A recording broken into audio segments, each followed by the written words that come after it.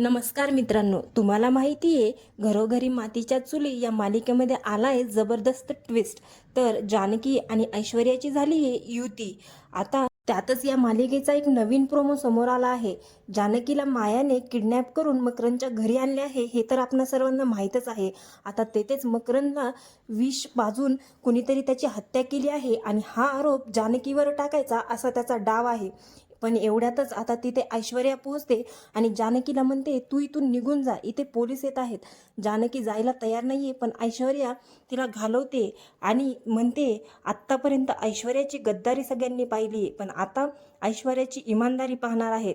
मी जानकीला नक्की वाचवणार आणि जानकी मला वाचवणार याचा मला विश्वास आहे.